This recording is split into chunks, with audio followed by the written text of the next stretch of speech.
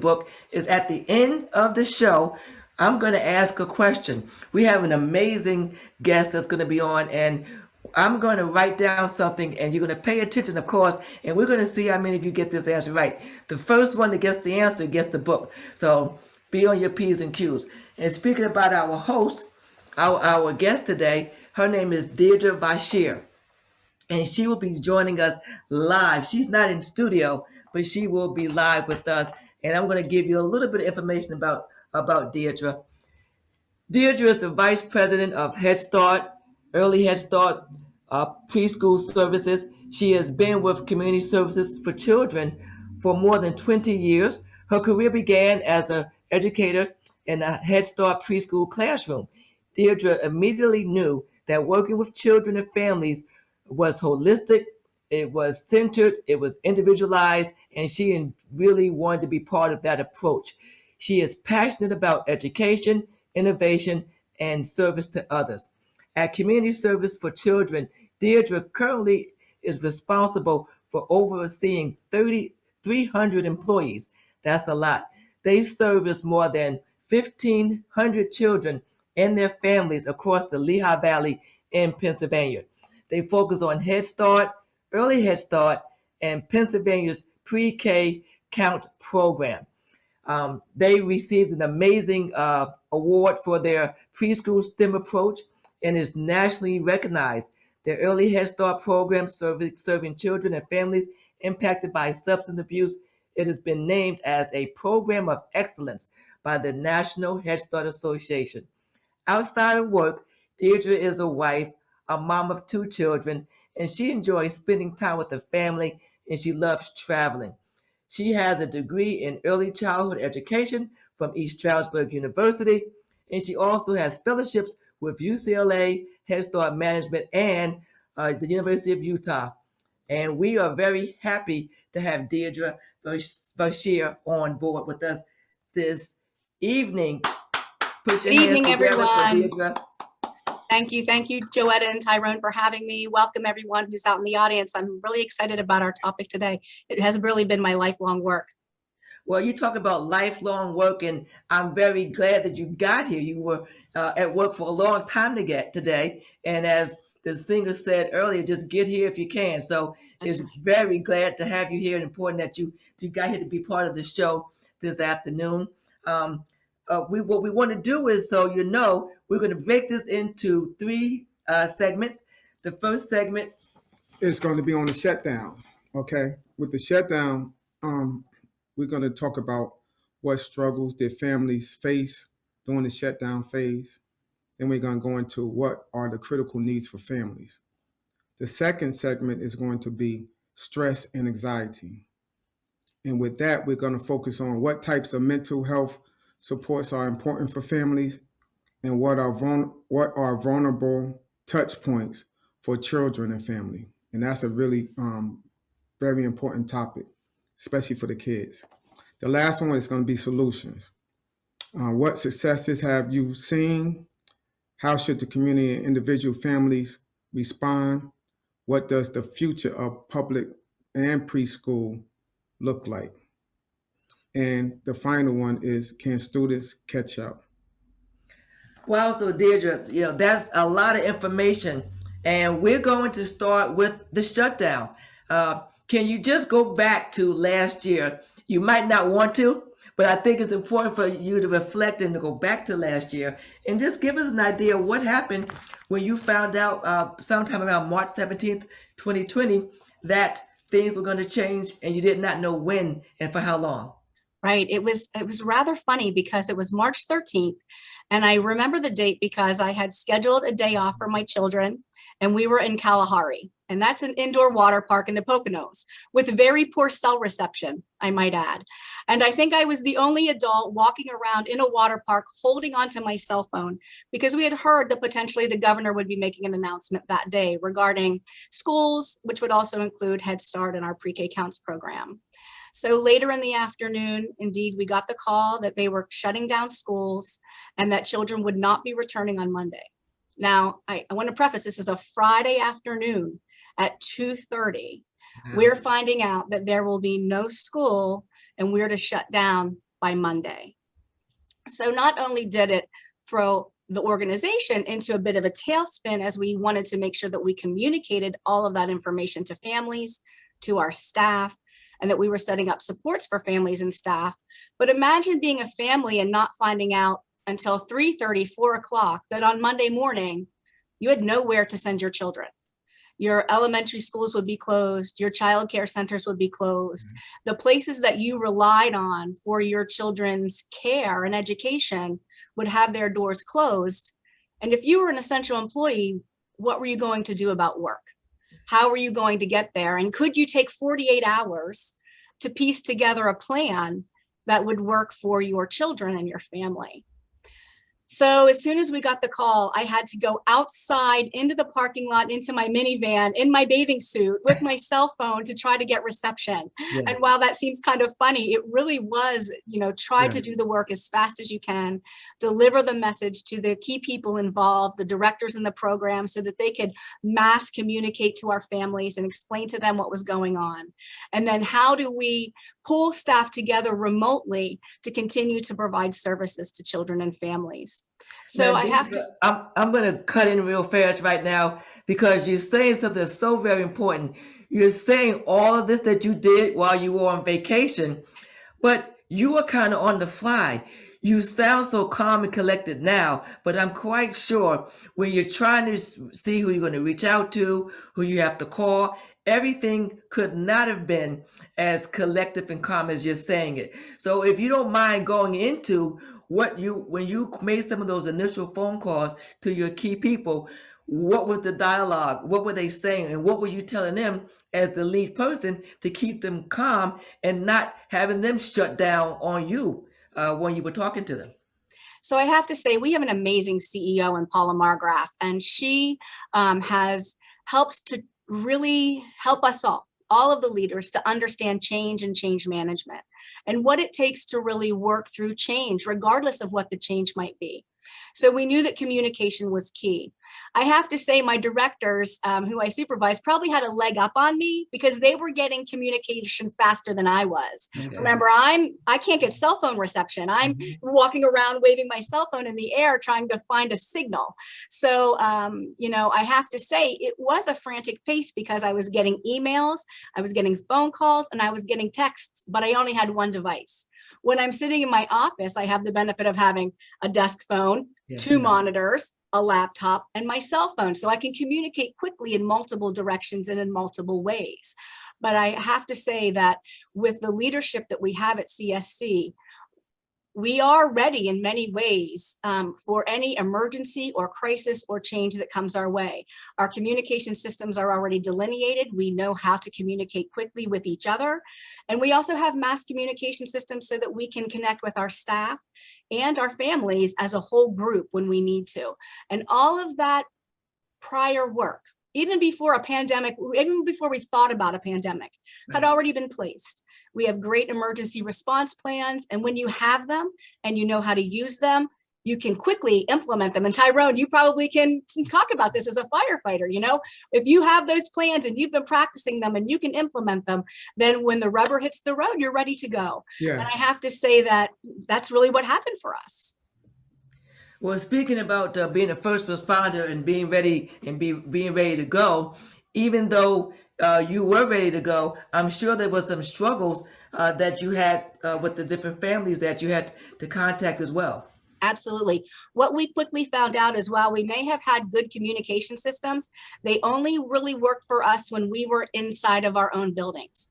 So we quickly figured out that our lead teachers had computers, but their computers didn't have speakers or didn't have cameras. Yes. So being able to Zoom, we didn't have them.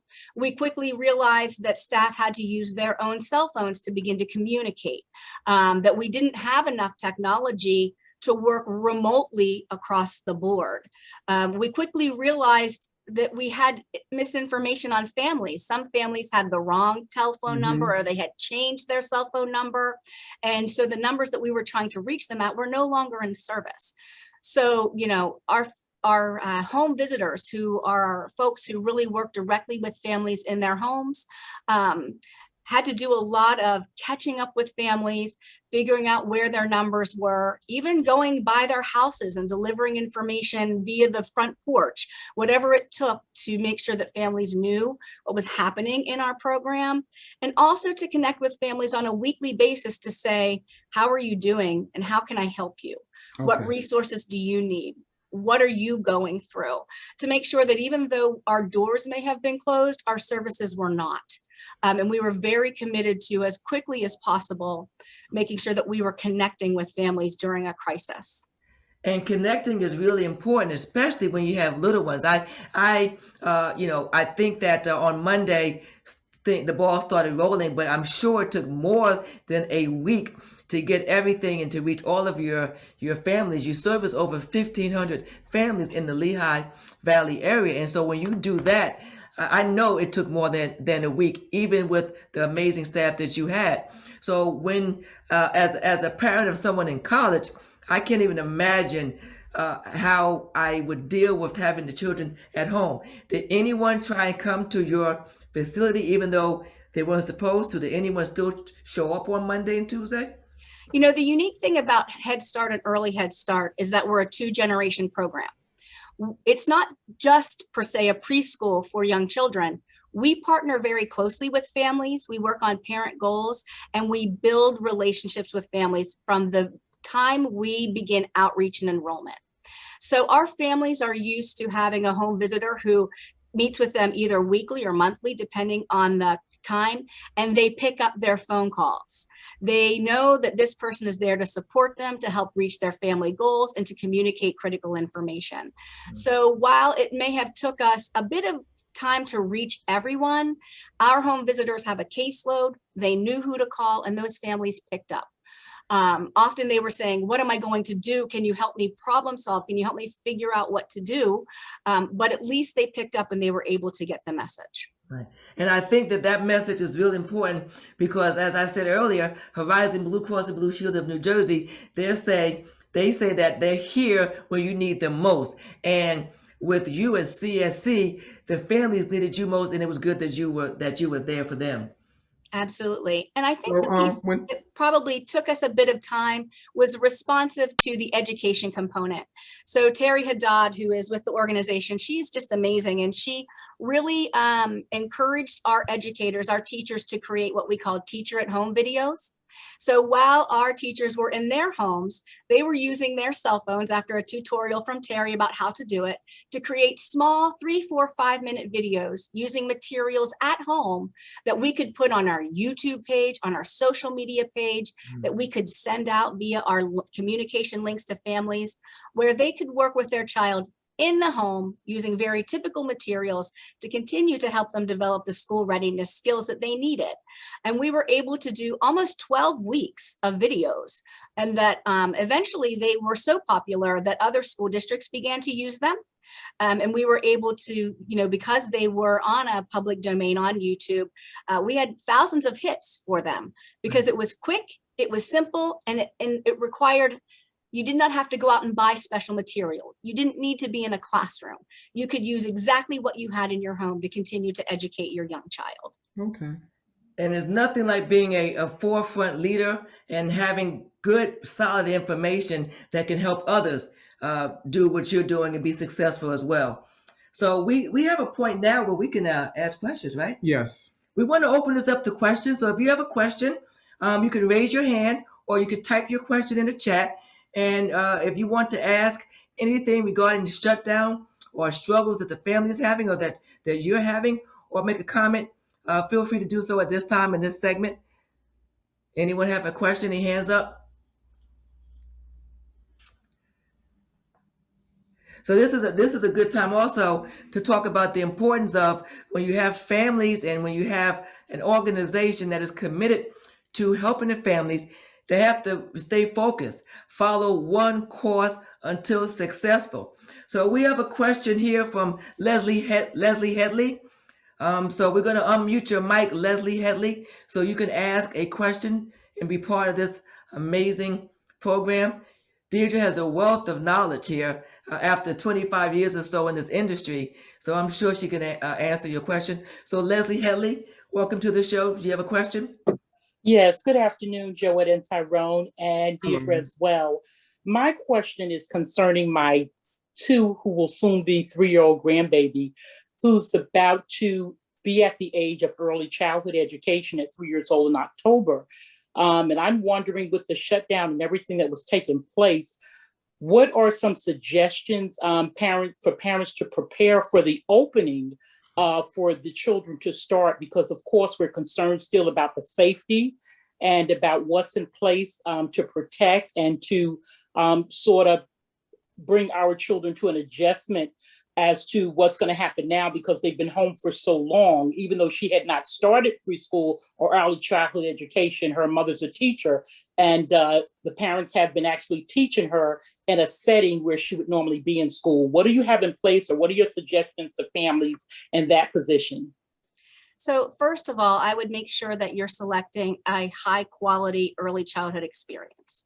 I'm not sure if you're in New Jersey or if you're in the state of Pennsylvania, but the state of Pennsylvania has a quality rating system for childcare providers, and they're rated star 1 through star 4, with star 4 being the highest level of quality. So I would encourage, when you are looking for a childcare center, that you're trying to find a center or a preschool center that really is of the highest quality. When you do that, you are assured that they are also very closely following the guidelines from the Office of Child Development and Early Learning out of, from the state of Pennsylvania. And those guidelines specifically tell programs exactly what to do to keep children safe while in their environment. I know we started children back on a hybrid program, so we had smaller group sizes. We did 10 children on Monday and Tuesdays. We deep cleaned on Wednesdays, and we had 10 children on Thursdays and Fridays. So the group size was smaller. We were able to social distance. We rewrote all of our protocols for drop off and pickup to make sure that families could social distance. We assigned staff to disinfect and clean all of our high touch areas, including our buses, because we provide transportation. So before runs and after runs, the beginning of the day and the end of the day, doing really deep, thorough cleaning. And the other piece is helping children to wear masks, because we know that that is, supports mitigating the spread of COVID-19, especially in indoor environments. So we were worried that when our preschool children would return back in May and June, that they would struggle with masks. But for the most part, they did a phenomenal job of wearing their masks. And our teachers did a great job of, making sure that meal times were still pleasant, that children still had age-appropriate interactions with each other. And I you've think done a great job on answering the question. So thank you very much for the detail. You're And it welcome. doesn't matter where you are. We have an audience from all over the country. So I'm sure the information that Deidra is giving you will be applicable to you in your area. All you have to do is to go and find out more about that in your local area. So what I'd like to do right now is that there's some information that I want to put up for the people that are in the Lehigh Valley area about CSC, and it's how you are to stay connected with the organization. So Deidra, if you could be very brief and go over each part, the Head Start, early learning, and kindergarten, and if you could just give a brief synopsis of those 3 areas. And again, these areas are also in your local state as well. Sure. So Head Start, Early Head Start in the Lehigh Valley, we serve Lehigh and Northampton counties. And if you call that number, we're enrolling, we're taking applications now for next program year as well as this program year. So you can call there. Our early learning resource centers really help families as a one-stop shop for everything childcare, whether it's support for funding, resource and referral for your child, finding a high quality childcare center. So we do operate the early learning resource centers in 5 regions throughout the Northeast Pennsylvania, serving multiple counties. And then finally, we have our Kindergarten Jumpstart Center. And that center really works with our Allentown School District to help to make sure that all children who are scheduled to go into kindergarten are registered and ready to have all of their information so that they can start kindergarten on time. And you're right, Joetta, I could talk about this stuff for days. So thank you for keeping me on track. You're welcome. And I think that we talk about staying on track. We've come to our second segment. Yes. But I before I go there, I also want to give you the website to horizonblue.com. And on that website, there's a wealth of knowledge and information. And you can also speak to people that can help you with family and community situations and your dental and your medical and Medicaid and Medicare. And they are so very passionate about families and your children. So please visit that website to find out more information and to also speak to people that can help you pivot through the pandemic and COVID-19. So we're going to talk about stress and anxiety. Yes. And Before I go into the second segment of stress and anxiety, I just want to let everybody know that people have been isolated for days, months, a year and a half now. So to try to come out of that phase is not easy. That phase itself requires, trust and faith, and you don't want to be around a lot of people because, as you see, I have a fade now. But back when March hit, barbershops are closed. I wasn't going anywhere. I grew an afro. I felt comfortable. All the beauty parlors and everything was down. So, I know that the women in my family love to have their hair done. And my best friend, Miss Joetta Clark, and they like their nails done and feet done. So for them to come out and start to become interactive with the public again, even though they have masks on, that's a big first step because I was 6 feet. Me and Joetta was an hour away. I didn't see her for 3 or 4 months at a time. So I just wanted to say that before I go into the stress part, because right now, if you're feeling still a little bit of anxiety about, going to the mall or going out, having a lunch outside, or, it's your preference. Don't have anybody force you into doing it, or don't do it. Do it at your leisure. Okay. So this next segment is stress and anxiety. And right now I'm going right back to Miss Deidra. What type of mental health supports are important for family? So what we found during the pandemic and the closure, and you're right, Tyrone, the isolation has really been difficult for children and families. And the three things that we need to be safe and secure are our routines, our resources, and our relationships. So routines for children and for families, that's kind of knowing what's going to happen. We know we're going to get up at 6, we're going to have our breakfast, we're going to get dressed. That predictability helps us to feel safe and centered. When the pandemic hit, that was gone. Children weren't sure what time they were getting up. If they normally ate lunch at school, they weren't sure where they were having their lunch. They were no longer able to get outside for their typical gross motor play. Parents were immediately making a decision on, do I keep my job? Do I stay at home with my children? Do I ask my mother to come in and be a caregiver? What if I expose her and risk her? Yes. So that routine that allows us to feel centered and safe was gone, and it really in an instant. And then impacted by resources. So now I've chosen my children, but now I don't have any money. So how am I going to get the goods and services that I need? How am I going to get transportation? The stores where I would normally walk in my community, their shelves are bare. So how am I accessing and getting basic necessities like soap and hand soap and toilet paper and paper towels? How will I get across town to the larger stores who may have that or maybe won't? Yes. And then those relationships. So we rely on our social aspect of education and school and work for our peers, our teachers, the people that we have daily contact with that kind of pour into us and we pour into them. And that was gone. We stopped seeing our family members because we were worried about either we were going to get sick or we would potentially make them sick. So you're right, the mental health concerns and mental wellness around the pandemic were very real. And what ended up happening also is people who already were struggling found that the resources that they went to, that their doors were closed too. Yes. So they couldn't get their weekly counseling sessions. They weren't able to get into the people who were there to support them. And if they could get in after a few weeks virtually, they had to have a device. They had to have internet access.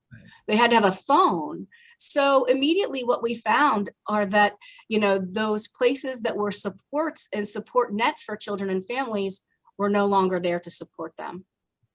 We found that children began to miss their well exams and their Oh, yeah. immunizations, as well as their dental exams.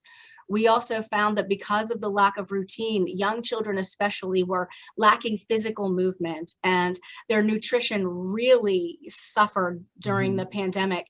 Our pediatricians report in our area that children are really seeing a severe weight gain.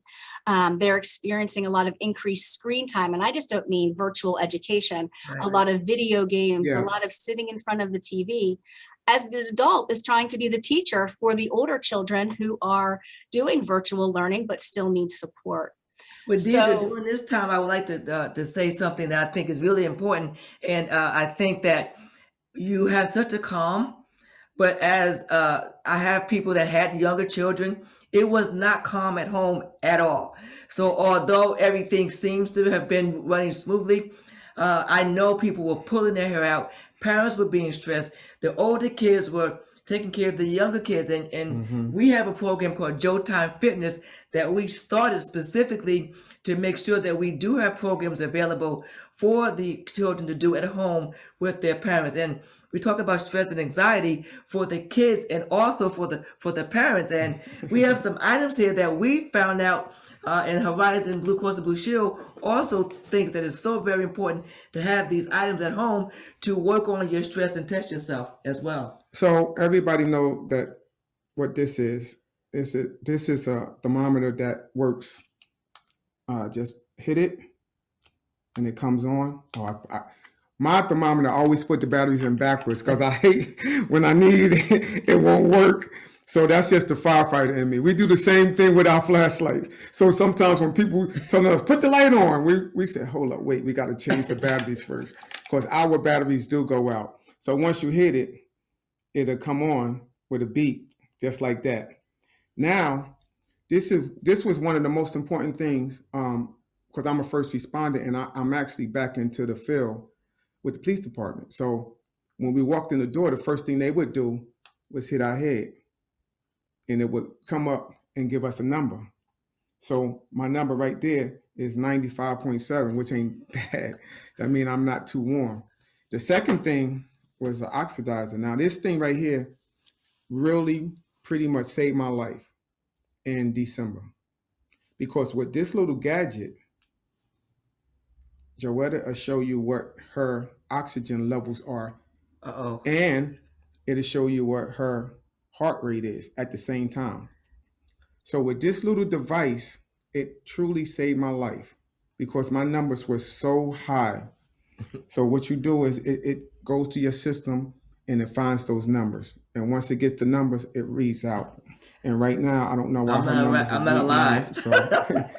And the last, but not least, is this little blood pressure machine. Just the same thing that you can go into Walgreens. I have all of these things. I'm 98 oxygen and 88 for my heart rate. So this machine right here, it gets your heart rate. Your blood pressure. And you put it on your wrist and it blows up and it'll tell you what your numbers are. So these three little devices, without you having to go to the doctor or, you're having anxiety or you're thinking you can't breathe, because a lot of times that's what I thought at times, like, why can't I breathe? Where's my oxygen at? And when I put this thing on my finger, my oxygen levels were 90. I'm 98, 99 all day. 90, my eyes got big and I knew something was wrong. So take time out just to, be your own doctor at times. Okay. Next. So then we wanted to bring that in because, again, when you're with kids and they were home and also your employees, there was a level of stress and anxiety. Do I have the information? Am I going to be able to be there for them? I am used to having these kids in facilities and now they're not there. And a lot of times, Deidra, you can speak to this as well. Your employees, your staff, this is their extended family. So you have your own family, but the children and the families are your extended family. And when you can't see them and you're worried about if they're getting food, nutrition, if their studying is going on, it stresses you out. So for what are some of the vulnerable touch points for children and your families that you experience with your staff and the families at CSC? I think that balance trying to, be responsive to the children that you served in your classroom. Meanwhile, your own children are sitting there. I remember being with my kiddos and moving into mom teacher mode. And by third week, my son said, "Are you going to be our teacher again this week?" And I'm like, what does that mean? And he's like, "You're hard." And I thought, oh my goodness, because I was being very intense. I had to manage my work over here. And then I had to make sure that they were doing their work as well at the kitchen table. And it's very hard to fill multiple hats at the same time in a role that you were never thought about or prepared to take. And I'm an educator, I have a certification to teach, and I found it really hard. And then moving through the pandemic, what ended up happening is children were on different schedules. So you might have originally kind of gotten a groove and a routine, but then as they started back into virtual learning, your second grader had lunch at 10:30, your third grader had lunch at 11, your fourth grader had lunch at 12:30, and you couldn't figure out what was going on. Where am I supposed to be? Where are you supposed to be? Did you log on to the right place? Yes. I only have 2 children, and it was a zoo. It felt very difficult, and families struggled in the same way. Many of our families don't have internet access. So it took a very long time, we know, with supply chain, to get technology into the hands of our families, to get hotspots into the hands of our families, and to help our families, regardless if their children needed support in elementary school or in early childhood, helping them to understand how to use technology. We very quickly found ourselves in the role of helping each other and also helping our families navigate virtual education, which was new for all of us. And that was very difficult for, children and families to manage. And when you think about Head Start and early Head Start, we're charged with serving the most vulnerable population. Not only are our families very low income, but our selection criteria determines that we also have to select families of greatest need. So often our families may be suffering homelessness, substance use disorder, involvement with child welfare. We are making sure that we're serving the most vulnerable families in our community. So you're homeless, you have 2 children, and now you have to try to log them in on a computer somewhere. I mean, the issues were very real. Critical needs, food access. How am I feeding them? Our school districts were distributing food, but if I don't have transportation, how am I getting halfway across town to my elementary school to pick up food for my children? Housing assistance and affordable housing, not having childcare, all of those pieces were critical touch points that just were exacerbated by the pandemic.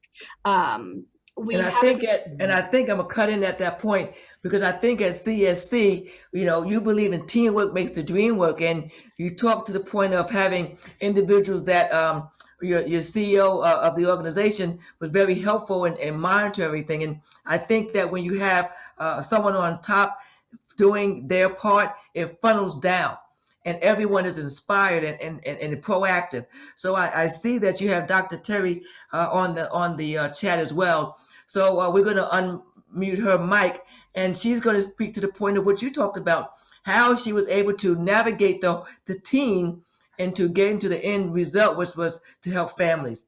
Thank you, Dr. Terry, for being on the show this evening. Oh, thank you, Joetta. And thank you, Deidra, for the shout out about Teacher at Home.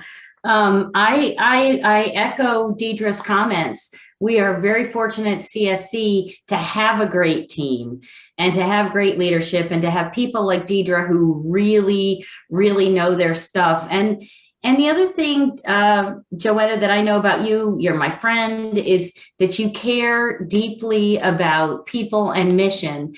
And our organization is very mission driven. We are about serving the most vulnerable children and families. And so that mission helps the team, when I'm not an athlete, but as I look at you and I think, you have to have a goal and you have to go for it and you have to, bring everybody along with you. And I think so much of those sports metaphors are true in an organization. You've got to have a goal, you got to stick together and work hard towards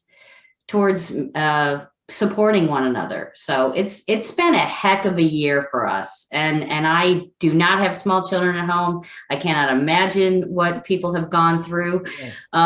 But I feel proud of the way CSC has been able to pivot and really be there for families, whether it was for food or mental health services to help with stress.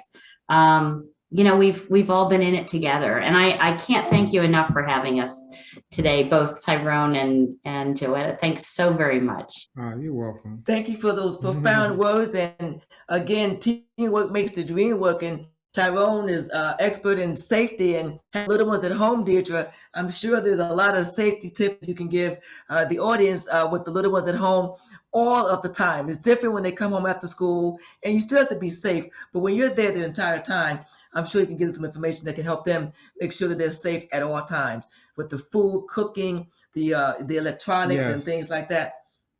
So Absolutely. a lot of times when we got to change from work environment to home environment, work environment, we had everything out, you know, wires and everything, you know. But when we go home, we try to make it childproof. You know, you try to get in a small room, a small section, and just have their stuff. So I think what Joetta was saying, because a lot of times when I had to go into a working environment at a fire, or I would see things, especially the heartfelt fires for me was maybe a Christmas tree with 1,000 plugs in it that burnt all the gifts up. So a lot of times we just got to go back. Now is the time to just do things in a safe manner, you know, especially if you have little kids, little small infants. Thank you. So we're at a point now where we have some more questions from the audience. These segments seem to always go by so very quickly. We've already talked about the shutdown, and Deidra's given us some amazing information for that. She talked about the stress and anxiety of families not having food, not knowing where they're going to get basic supplies. And before we go to the solutions, which I can't wait to hear your solutions, Deidra. I'm sure after hearing your solutions, you're going to get another award for being on the forefront of providing information to help other organizations come up with some amazing solutions. So if you have a question, if you don't mind raising your hand, we'll definitely call on you. Excuse me.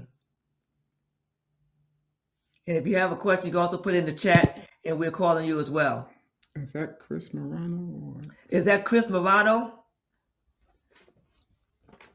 Excuse me. Hello. Yes. I see you. Hi, how are you? My question is, what is your favorite way to de-stress? And that's for everyone, including Andy. Okay. Mine is outdoors. I have a little thing that me and Joetta just went over and said, well, last week, I told everybody that the pills that they gave me and all of these different things, my last one at the bottom, I said, you have to put God, you know, give me that pill first. The next one for me is nature. Like, I have to get outside. If I'm tired, stressed, I don't care if it's freezing outside, hot outside, I can bundle up. I'll go outside, take a deep breath, sit on a bench, get by something green, and that'll just make me just feel like the stress is just leaving my body. So outside for me. Well, I like to be outside as well. But I think that when I have an idea, I like to write. And so for me to distress, I journal, I write, I come up with ideas. And then next thing you know, I have a new project that I've developed. So for me, it's writing and getting new ideas and having that quiet time, that quiet space for me to hone in on my ideas and make them something awesome. And did Deidra have a way to distress before we go to our next question? Absolutely. I'm an introvert, believe it or not. So that alone time, that kind of time in my head and reading. I've been an avid reader since I was a young girl, and just escaping to someone else's reality in a great fiction novel is my de-stressor. Well, we have another person to have ask a question. Thank you for that, Deidra. Sheila Inman, do you have a question for us or for Deidra? I'm calling from the state of Florida, and a lot of these things are familiar in every state, I'm sure. I have a comment basically about mindfulness and relaxation for children. I know that a lot of times since the pandemic, it was very stressful for the adults. And when we appear to be out of control, that's very hard to control the anxiety and depression in children. So I wanted to know, Deidra, had you all put something in place to help the children de-stress, such as I know they have, I looked at something in Connecticut, they do have some distressor exercises to do mindfulness, for instance, where you can be in the moment and look at things around you and sort of just deal with the here and now, and also deep breathing type exercises, anything that helps the children, because trying to help them with the pandemic as well, while we as adults continue to help them at home and in the schools. Great question. Absolutely. So we've been working with mindfulness with our preschoolers and our infants and toddlers for a while now. So all our teachers are able to incorporate mindfulness activities in the day. We do a lot of deep breathing, a lot of Tucker Turtle, where we kind of tuck inside our shells and do our deep breathing and really begin to feel our own energy and help to calm and relax. We know that children need some downtime. Maybe it's not a nap time, but it's a time to just kind of relax, have a meal, get outside.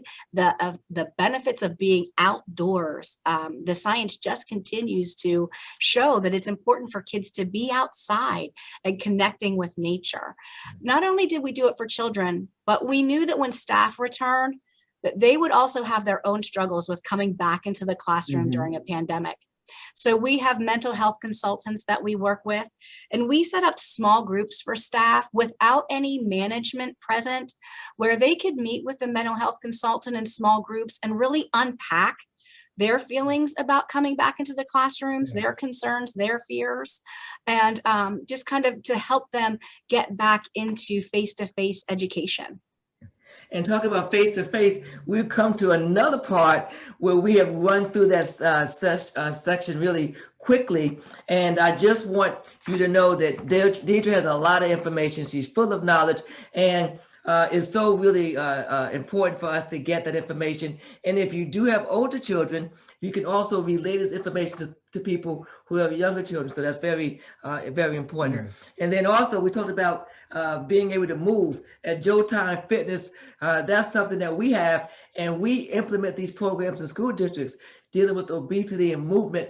And Horizon Blue Cross and Blue Shield of New Jersey supports many of our efforts, especially around family and kids and fitness, and doing things at home and also in school. So it's so very important to stay active. And we always believe you work together. Just don't send the kids off and they do it on their own. You get involved, and a family that's fit together does better together, and they educate the better together. And fitness also helps you to learn. So that's so important.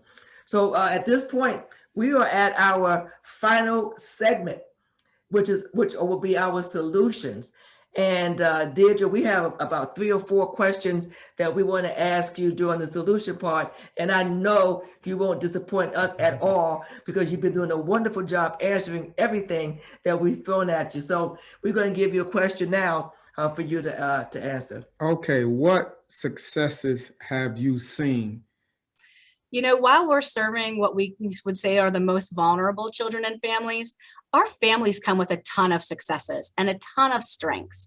And when you can really help them see their strengths and see that they are the most important advocate and powerful, most invested person in their children, they rise to the top every single time. We've seen families come together to pool their resources multi-generationally to be able to meet the needs of families.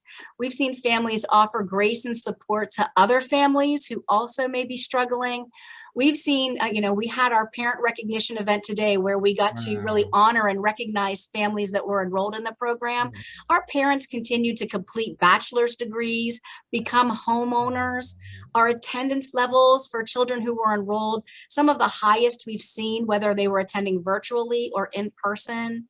So we've seen a lot of successes along the way. Children are learning. We have we call them outcomes. So when we assess children and their growth, we've seen wonderful growth from the beginning of the year to the middle of the year and now moving into the end of the year.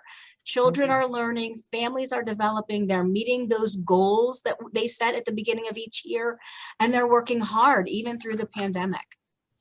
And I think that's so very important. Children are resilient. That's And right. if you believe in them and show them guidance, they can help you as well. So we as adults think that we know everything. There's so much we can learn from the resilience of a child that inspires us to do even better. So my next question to you is, how should the community and individuals, families respond? How should the community and individual families respond? So I would say, the community and individuals can give out of their abundance. I think it's very important that we think about what our other community members may need. Would you consider sponsoring a child for an extracurricular activity so that families could have a little bit of respite? Maybe that child could be sponsored for a music lesson or for a sporting event or whatever it might be that would allow the child to do something that they would never have previously been able to do because of means. And it would also allow the families to have a little bit of respite time. Can communities help with food insecurity by setting up a food pantry on the block, or by kind of adopting a child and family to just check in to say, how are you doing and how can I help? Often we assume what people need and it's not really what they need. Yeah. So taking the time to ask, what do you need and how can I help? And then being responsive to the best of our ability that we can for our neighbors, for our community members. Okay. It is a time of isolation, so checking in with people is big. Just redeveloping those routines, those resources, and those relationships. And that's really what helped people to feel safe and secure and mitigate the impact of the pandemic. And to stay connected. If we want to show you that slide one more time, because you mentioned about giving out of your abundance. So I guess when we put these numbers up, which one would be the best number and contact for someone to reach out to you to stay connected and to give out of their abundance? Is there a number there that's good, or is there a number that you want to reach out, or a website for them to contact you? So if you go right to our website, www.cscinc.org, or you can truly call any one of those numbers. When you call that number and you explain to the person, or if you happen to get a voice recording, what you're looking for and what you need, we are all well-versed enough to be able to get you to the person who can best support you and who can best help you. And that's so very important. When we started this podcast, we went to Horizon Blue Cross and Blue Shield, and they were so adamant about helping people pivot through the pandemic, but they focus on families in the community. And if you want to find out more information about them, please go to their website as well, which is horizonblue.com. And we are just so very fortunate and blessed to have had such good success in partnering with them. And at CSC, I know you have a plethora of partners that make things important. Tyrone and I work with kids of all ages, and it's very important for us to get our programs out there to make a difference in the communities. And we have something that we believe. We say, you think it, you say it, you do it, and you do all of that in God's name. And that is so very important. And we believe that truly, and that's part of our motto. And we also say at Jotyme Fitness, we meet you where you are. So right now, families are in dire needs, but there are so families that can help. So they go out and help. You have an amazing staff at CSC that has been helping and pivoting. And we always say the bend in the road is not the end of the road. You have to remember to turn. So as we turn into the new school year, do you think that the kids can catch up? Absolutely. You talked about resilience, and who is more resilient than our children? Often children come to Head Start and Early Head Start, and they are lagging anywhere from 12 to 15 months behind their peers. But just in 8 months of time in Head Start, we can catch them up so that they are school ready and ready to go. Our children aren't behind. They just learned differently this year. And as long as we continue to build upon success and have those goals and really focus in on them in a very developmentally appropriate way, we will be able to make up for any what someone might consider lost time. And speaking of time, we've come to the point where we are out of time. I knew at the beginning that Deidra would be full of knowledge, full of information, and I knew that our audience would be ready because we are extraordinary, and that's why we say be extraordinary. So at this time, Deidra, we want to thank you. And did you have a closing remark before we come to our conclusion? I just wanted to thank you for having us. CSC is an amazing organization. We're really here for our community. And I want to thank all of the folks who joined tonight, especially my CSC colleagues who were here for support. I appreciate you. I thank you. Thank you, Joetta and Tyrone. You're welcome. You're not going anywhere right now. We have a book that we're going to give away. And remember, in the chat, you have to put the answer in the chat. Deidra talked about 3 very important R's. I believe in my P's. Have a purpose, get prepared, be patient, persevere, and get perturbed and pray. Those are my P's. But Deidra gave you 3 R's. And I'm going to be nice today. I think we're just going to have you give me 2. So she gave us 3 R's. So if you know all 3, that'd be great. But if you can give me 2 of the R's that Deidra talked about that were very important when you're dealing with your children at home and what CSC deals with. So we're going to come back to that person and see who wins that prize. So again, she gave us 3 R's, but we only want 2. And if you know 3, that's good. And do you have anything you want to say, Tyrone? I just want to say thank you for coming on the podcast to join us another week. Very informative. CSC, thank you so much. And everybody have a good night. And we're not going to go yet. We're going to tell you who's going to win. So we're going to have you look at the chat and find out who got that amazing book. Who got that amazing book, and we look forward to that. And I just want to say we come to a point that we said, get here if you can. So I am so happy that you got here, but more importantly, I'm glad that you stayed. And I wanted to say that the road that you take isn't what's important. What's important is what you become along the journey. So thank you very much for taking this journey along with us this evening. And CSC, thank you for taking the journey along with the community in the Lehigh Valley. So we have a winner, and the winner is, and I'm going to mispronounce this name. Don't blame my heart or my mind. Just blame the fact that I just made a mistake. So I'm going to try it.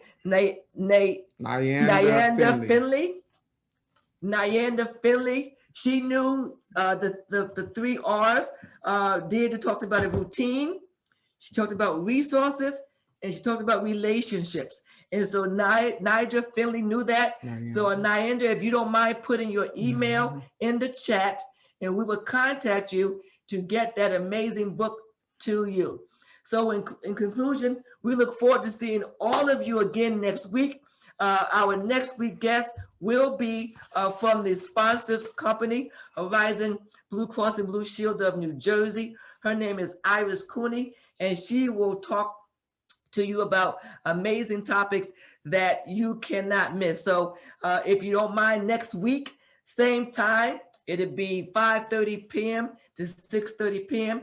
and Iris Cooney will be online, and she will have a wealth of knowledge with you for you as well. And we're always talking about pivoting through the pandemic. So thank you for pivoting with us this evening, and we'll see you again next time.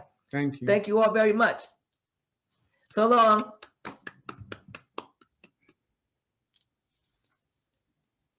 The music.